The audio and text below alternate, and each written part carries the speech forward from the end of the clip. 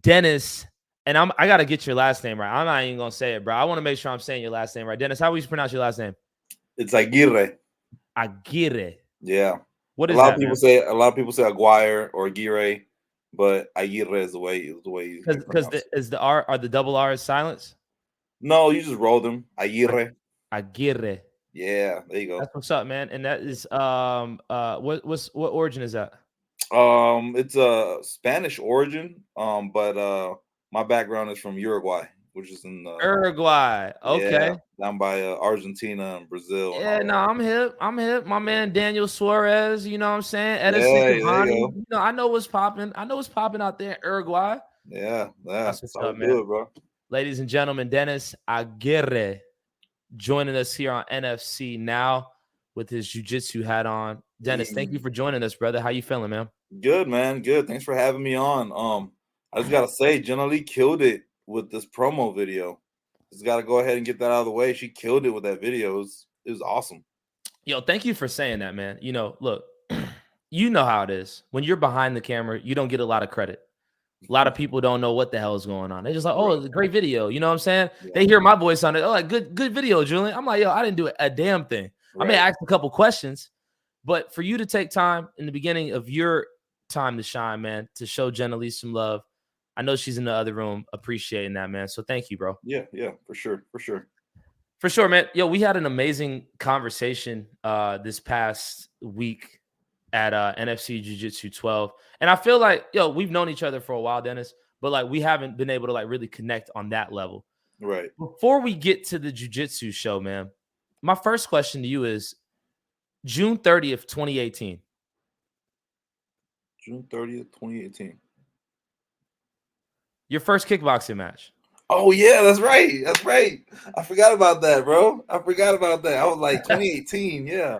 But yeah, that's it. That was Walk at me the through that, man. The emotions, just like what made you even want to take on a kickboxing match, bro? so it was actually the NFC's kickboxing tournament. And we had a crew from the gym doing it, and I had been training probably 6 months ish, 6 months, 6 7 months. And I said, man, let's run it, dude. Let's run it. I just wanted to bang. I just want to bang, bro. I just want to bang. And I said, let's run it, man. Let's see. Let's see what I've learned in these 6 months, and it was fun. I went 1-1 that day. Won my first one. Lost my second one. But it was a great time. It was a great time. You know, we talk about a lot on this pod, man, just about like, a lot of times you never know if it's going to be somebody's first or last time competing. And so Right. we always try to give them the utmost respect and like make that like a monumental moment, man. That moment itself was, when you look back and you think about like that milestone in your life, man, like how do you really feel about it? Man, it's one of my coaches, Coach Sean. He's always talking about being uncommon amongst uncommon people, right? So if you look at the number of people that train martial arts in general, they're already uncommon, and then taking it to the next step to being one of the guys that gets in a cage and fights somebody else, or gets on a jiu-jitsu match or on the mats and has a match with somebody else. You're already even more uncommon within the uncommon group. You know what I mean? I just remember that day. I was just trying to take it all in. It was man, it was an adrenaline rush, man. It was super What fun. I had been in fights when I was a kid, like at school and stuff, but I had never been in like a sanctioned, like legit kickboxing fight. So it was great, man. I was trying to take it all in, and I kind of did it as one of those things that I was like, you know what, it's a bucket list item. Um, but I really enjoyed it. what song did you walk out to? We didn't have walkouts that day. We didn't have Oh any man. walkouts, man. Yeah, yeah. But You just that was the only part. That's got the only part. That's the only part that I kind of missed out on, is the walkout part. So Man, look, I always say, again, I'm just the announcer, and I told you that 1,000 times man, the other day. I'm just the announcer. Like, I have respect for any man or woman that makes the walk, because to me, the walk is the most important part. you showed up. My dad always says showing up is 80% of the battle. Whatever happens after that, like you were present. Yeah. You got prepared and you made the walk. Yeah. And I have respect, man. So you made the walk, man. So respect to you for Appreciate it. checking that off the bucket list. What did your wife think about it? She was after my last fight, my second fight, she was like, "This is the last time you're going in there and fight." Because I mean, I was concussed. I mean, it was rough. I lost to a decision, man, but I got rocked in the first round, and I didn't really recover until the third. And I was just I was concussed and everything, and my wife was like, "Yeah, we're not doing this again." Yeah, And I most said, definitely. Shout out to your wife, yeah. for sure. Again, ladies and gentlemen, Dennis Aguirre. Did I say it right? Aguirre. Aguirre. Yeah. Joining us here on NFC Now. Dennis, you have been working social media for the NFC for what seems like maybe the past year and some change. Am I right, wrong Yep. That's about about right. that, right? Yep. How did this opportunity come about? So one day I've been part of the Facebook community for a while, for the NFC, and like as a fan basically. And I think Oblast posted on the page one day he was looking for a social media guy or whatever, basically to do the Instagram stuff on fight nights and stuff like that. So he said reach out to him or Jesse Wable, and Jesse actually trains with me over at SBG Buford. We train together. So I reached out to Jesse and said, "Hey man, I'd be interested in doing this." And Jesse put in a word for me with Oblast, and next thing you know, Jesse said, "Hey man, if you can show up to the fights on time, if you can stay till the end, and if you can take some pictures with your iPhone, then you got it." And ever since then, man, I love it, bro. I got front row seats, the best seats in the house. It's great. I love it. What do you love about it, bro? Like Man, being there so close. Like you're there in the action. You're privy to the conversations. You're in it. Like yeah, from your perspective, man. Like what keeps you coming back?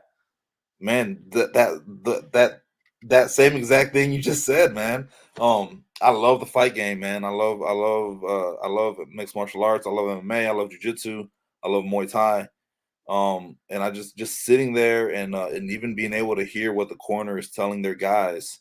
Having front row seats to when my teammates are fighting.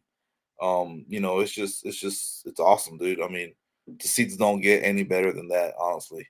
So that in itself is good enough reason for me to do it. You do great work, man. And For sure. we're all a part of this team ultimately. Shout out to David for giving us an opportunity to be independent contractors, like working towards making the best product for the NFC, man. That's something that we were discussing at nauseum this past Saturday at NFC Jiu-Jitsu 12, man. Again, I always say I'm just the announcer. I have a couple questions, man. You were my fight companion the entire time. We Yeah. were going back and forth. You were teaching me, man, and I'm still learning. And we were talking about different ways that we could make NFC Jiu-Jitsu the best product possible. How would you describe this Saturday show? Just to start, how would you describe this Saturday show? It was good, man. It was great. There was some high level guys. Even some of the blue belt matches were pretty good. There's some high level jujitsu. At time, it's like everything else. At times you'll get a match that's a little slow. But for the most part, it was pretty good. I enjoyed it. Did you have a performer of the night? Uh I probably should have asked you this before we got on the pod, right? So you yeah, would. yeah. No, that's a good one. Probably Heath from Tribe, man. Man, that dude's a beast, bro. He put his team on his back and he was like, "All right, I gotta go get this dub," and he went and got the dub. And he went and got the dub. Yo, Yeah, Heath Langford did go and get the dub at the very, and he didn't compete the first time around. So right. he was like fresh. He sat there, Yeah, watched all his homies compete. yeah, He didn't compete the first match, and then he was the last man up on the very last match, the one yeah, that mattered the most. He put his yeah, team on his back. That was a wild card that they whipped out at the very end. yeah. And I mean, it makes sense strategically. You want to have your one of your best guys as your anchor. You know what I mean?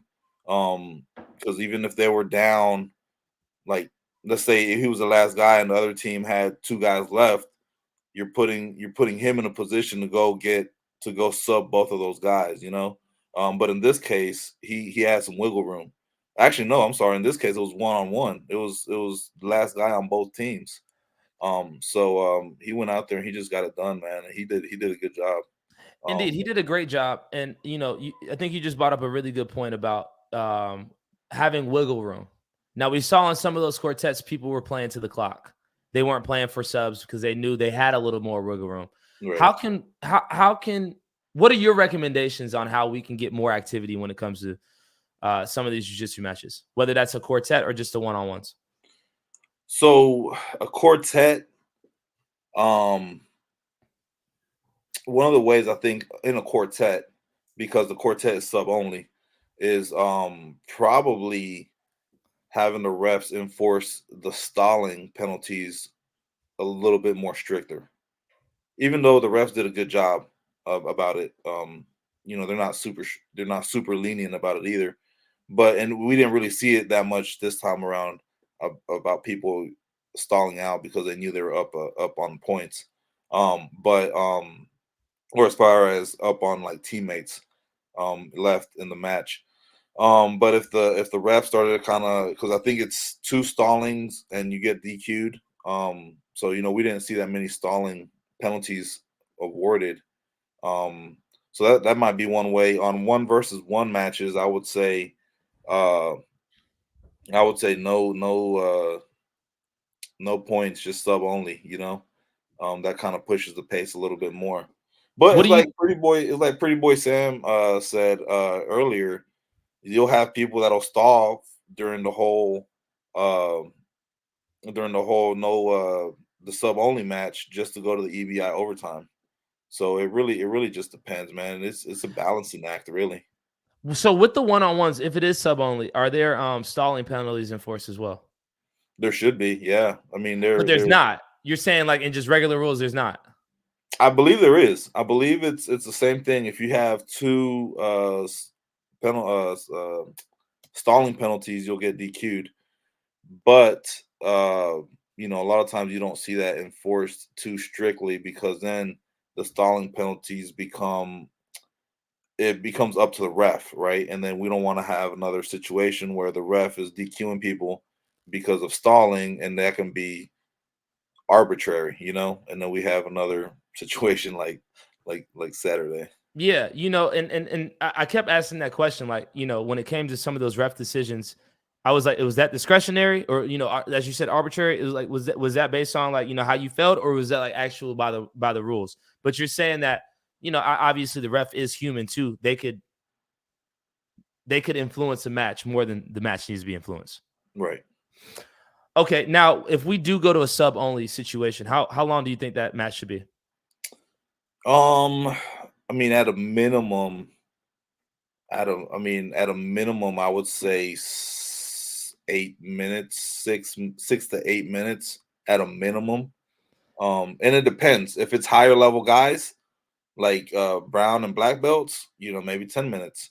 If it's guys that are like blues and purples, um, I don't know, maybe 6 to 8 minutes, something like that. I'm writing Um, this down too as you talk. So yeah, yeah, blue, any purple and under yeah. I 7 would, minutes, because yeah, the lady that was sitting next to us that was tatted up, yeah. she said in the gym you put 7 minutes on the clock and you go.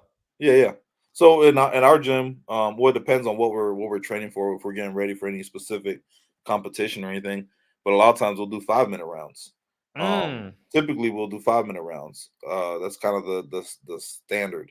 And then depending on if we got somebody getting ready for a MMA fight, or if we got somebody getting ready for a jiu-jitsu match or whatever, we'll adjust the time periods accordingly. That makes sense. Yeah, That makes sense. So you said blue or purple between 6 and 8 minutes, yeah, and black and brown give them 10 minutes. yeah. Sub only though. Sub only, right? Okay. And no gi, because I love gi to a certain extent, but man, let's be real, man. The future of jujitsu is in no gi. Like gi is traditional, and there's certain things you can do in the gi that you can't do in no gi. But man, like the no gi is the future of jujitsu. ladies and gentlemen, y'all let us know your comments in the comment section below. Let me know if no gi is the future of jiu-jitsu. If you agree with Dennis Aguirre, I say it right? Yeah. Let me know if you agree with Dennis about if no gi is the future of jiu-jitsu. I wrote that down. I think that's actually, I think this is a progressive conversation. This is what we were talking about the whole time when we were watching some of those. Okay. Look, somebody immediately said, I see that. no gi is not the future. They have to tell us why, though. Tell us why. Yeah. I mean, and that's the thing, man. It's like some people like Hondas, some people like Toyota, some people like Chevy, some people like Ford. You know what I mean? I don't know. In my personal opinion, I believe that no-gi is the future of jiu-jitsu, just because you've never seen gi on a big stage in like, and I'm not saying in the jiu-jitsu community, I'm just saying overall in the sports community, like you do no-gi. Like Gordon Ryan is out, like he's really blown up the sport. You have a lot of those guys, like the B team guys, Craig Jones and Nicky Rod. They're really blowing up jiu-jitsu, but they're doing it with no-gi, and you don't see that with the gi. Jiu-jitsu will never be mainstream. Can't try to make it that way. It's inherently It's an inherently boring sport. Type your name, because I'm seeing is Facebook user. Let me know who said that. I would love to know who said that.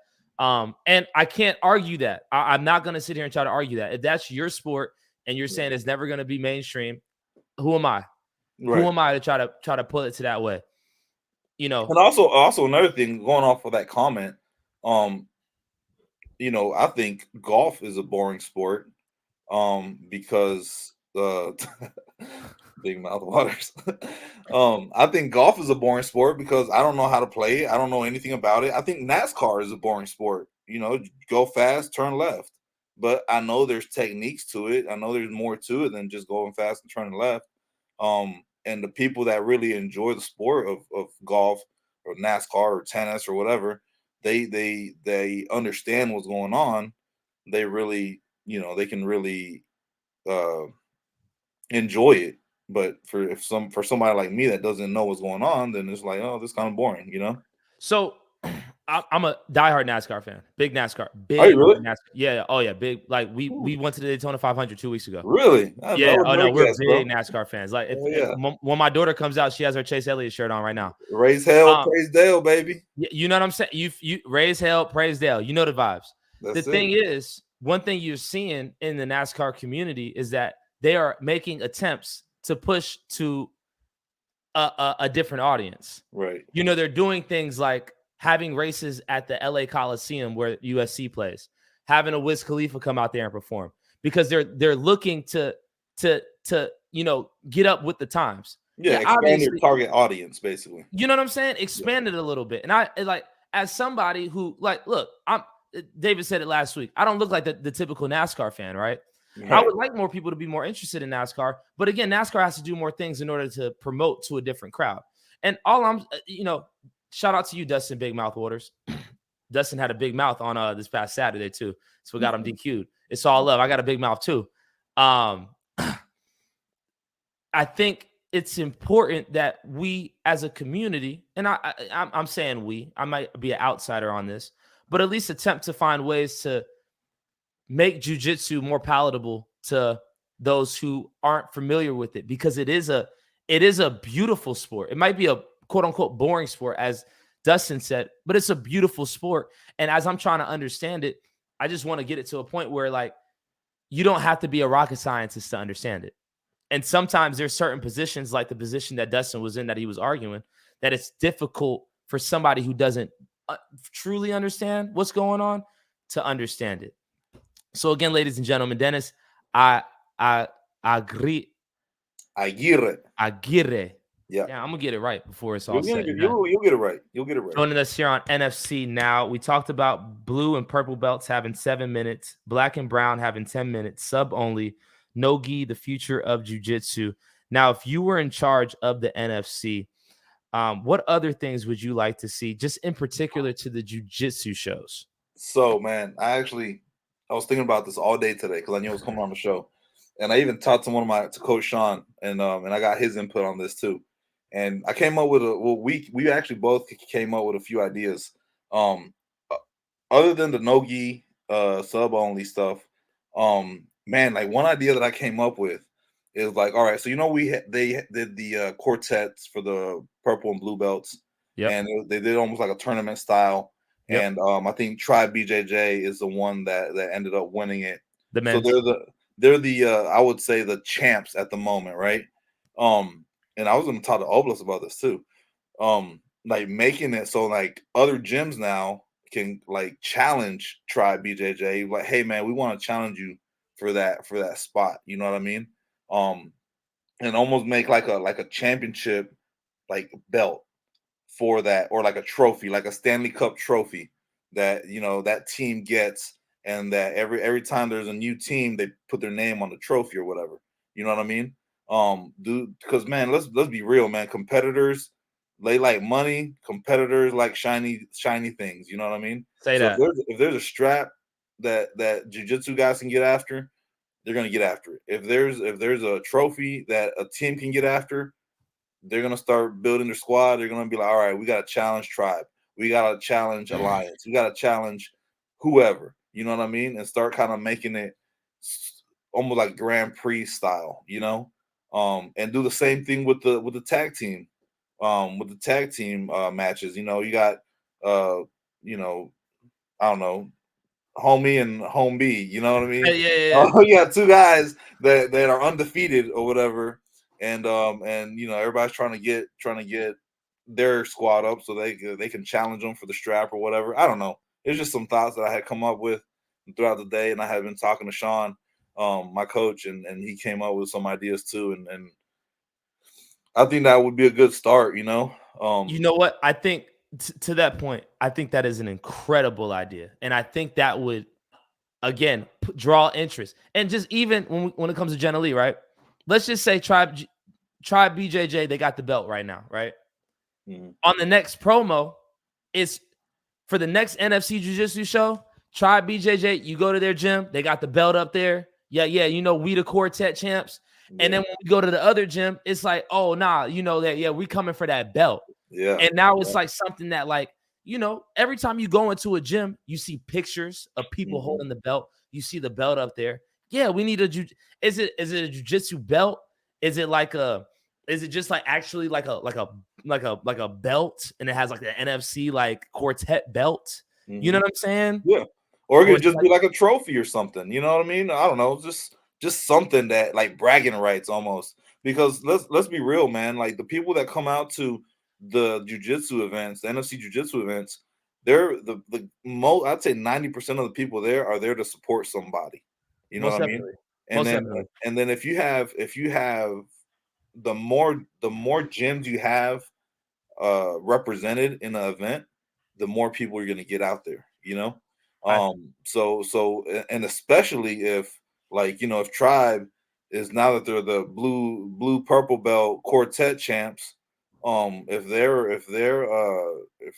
they're defending their belt, they're gonna be like, hey, y'all gotta cut, like, they're gonna tell everybody in their gym, y'all gotta come out and support, like, this is a big deal for us, like, they're trying to dethrone us. And and, now you got, like, I don't know, whatever gym trying to come out here and try to take our spot. You know what I mean? and then hold up, and this just caught me off guard. Love that idea of the quartet championship belt. It allows you to build those characters. a thousand Yes. percent, Yes. 1,000%. Gyms are going to send their best four, Yeah. and you're going to see more gyms competing. You might see an ATT Team Lima in the quartet. You Man. might see a SBG in the quartet. You know what I'm Amen, saying? baby. Because like now it's Amen. like, and then with the end of the year, you know what I'm saying? With the end of Yeah. the year awards, it's like best men's quartet. You feel me? Like, Mhm. okay, now we got these ideas flowing. I like these. Yeah. David Oblas, where you at? Where you Where at, David? David? That's it, man. Again, ladies and gentlemen, Dennis Aguirre There you go. You got joining it. us here on NFC Now. Dennis, man, before we part ways, I got two more questions for you. Yeah. We talked about black belts putting it on the line against each other. Mm-hmm. We saw maybe 3 black belt one-on-ones. Mm-hmm. Obviously, some of those guys that were in the in the quartets were black belts, but when it came to just the 1v1s, I believe that we had 3 matchups, and I'm looking at it right now. It was Jeff Cummings, Octavius Allen, Andre Cunha, Quintavious Marshall, Alex Judas, DJ Wegson. And forgive me if I'm missing anybody else in their belts. I don't know if Prejo and Matt were both black belts. I think they were. I think maybe Prejo was maybe a brown belt. Why do you think some of these guys are not competing against each other? Could be a lot. We talked about this on Saturday. It could be a lot of different reasons, man. It could be one, they're too busy running their school. They just got they've competed a lot at their younger years, and they're kind of past that point in their life. They might be competing a lot, or they might have competed a lot in the past, and now they're just trying to build their school. It could be they don't want to go out there and risk it because of it might damage their reputation. They might have, and in this community, a lot of it has to do with reputation. A lot of people, I mean, I train at SBG, but I know a lot of people have come to SBG and they say, oh yeah, that's where Conor McGregor trains. Well, yeah, I guess technically he trains at SBG Ireland, but he doesn't train at SBG Buford, or a lot of people go to Atos because they associate Atos with Andre Galvao, or Lima. A lot of people go to ATT Lima because they associate it with the Lima brothers, and it a lot of those guys don't want to. And I'm not talking about any of these guys. I'm not trying to throw shade or anybody, but I'm saying a lot of black belts would rather not put their reputation on the line because they know that it could damage them in a financial standpoint, because it could one, ruin their reputation. Two, people can choose to go to other gyms because maybe they might think, oh wait, yeah, this is the guy that just lost at the NFC event. He can't be that great. Let's go to this other guy's gym. He just beat him. You know what I mean? And I'm saying for like the lower level people that are looking to get into the sport. Yeah. So you and I, we talked about that, right? And just hearing you say it again, it brings me back to the question that I asked you on Saturday about why do you train at SBG? And you said, I train at SBG because it's a family. Yeah. At the end of the day, your family going to take some L's. My homie took an L this past weekend. Yeah. It doesn't change the fact that that's my homie. You know what I'm saying? Exactly. Shout out. So Addison, it's like that might be a shallow reason why somebody would stop training. And I could understand how a competitor could think that, oh, some of my students would go elsewhere. But a lot of times you go to a gym because of proximity. Yeah. And because of the people that are there. If you like your coach, your coach might take an L. And if your coach takes the L gracefully, comes to class and is like, yeah, I got beat, we're going to work on this position. Yeah. Maybe you might like that a little bit more. I don't know. Yeah, go ahead. My at SBG we have Philippe Gentry, and he competed on the NFC card a few years ago, I think. And I think I was a white belt at the time. Might have been a blue already, but he won. He didn't lose or anything, but I don't think that and you're right about that, because I don't think my perception of him would have changed at all if he would have lost. I have coaches that competed at IBJJF as black belts, and they took a L, and they, in my opinion, they deserve all the respect in the world because they got after it. You know what I mean? And my opinion of them didn't change at all. You know what I mean? They made the walk. They made the walk. You could talk that you train all day, because you hear it all the time, especially in MMA. And Moon, I see you, brother. I see you. You talk about it all day. People like, oh, some of these guys, they're killers in the gym, but then when they show up, they're really not that. They're not that good. Yeah. You could be a killer in the gym all you want, but like, if you just go out there and show me that you're not afraid to make the walk, I feel like there's a teaching lesson in that. Yeah. Like, hey, I'm not afraid to actually go out there and compete and lay it on the line. Yeah, you lead them from the front that way. Yep. So I would like to see more black belts out there compete. I thought the black belts. Go ahead. So one of the ideas that my coach Sean brought out that we were talking about earlier, he was saying, like, if the NFC could have, like, and I hate to say it like this, but if there could be some bad blood between two high level black belts, like create a little drama between them, a little shit talking back and forth, and then like hype it up, and then get those two guys, those those two high level black belts out there competing. I mean, that might get people interested in it too. And we talked to Sam Pretty Boy Court about it a little earlier, just about, look, a little shit talk goes a long way, just a little bit. You saw my man Jeff Cummings after he subbed my man's, he started calling out his next guy. Yeah. And now I'm interested to see Jeff Cummings go against the next dude. So before we part ways today, Dennis, because I got two other guys in the queue, man. I appreciate you joining us here on NFC Now. Yeah. A couple more of those thoughts that you had, that you brainstormed before, if we didn't already get out all of them out.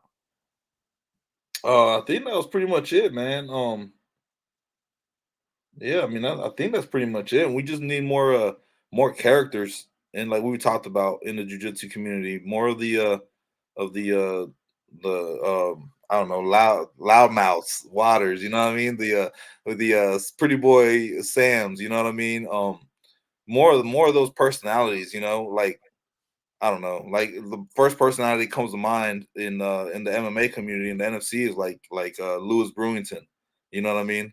Like, we need the Louis Brewingtons of the jiu-jitsu community to like talk their shit, respectfully. Respectfully, like respectfully, go out there, lay it on the line. You know what I'm saying? Yeah. Right. You might, if you lose, you might get laughed at, but at the end of the day, people gonna pay to watch you win or lose. Exactly. And this is the show business, right? Yeah.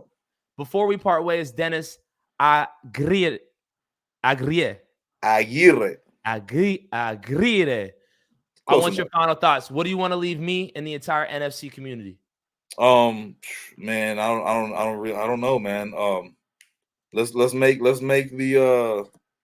the quartet championship a thing, man. Let's make the tag team championship a thing. The quartets, you could have like 2 weight classes, like a total amount of weight under 800 and then one over 800 pounds or something like that. I don't know, whatever. But just have 2 weight classes for the little guys and 1 weight class for the big guys, and gi and no gi. I don't know, just something. But let's make the championship happen.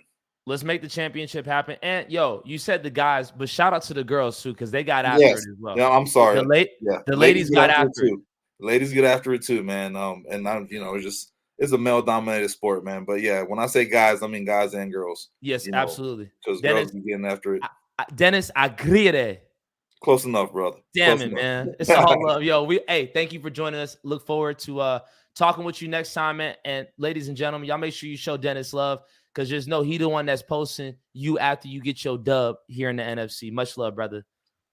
See you, brother. Thanks for having me.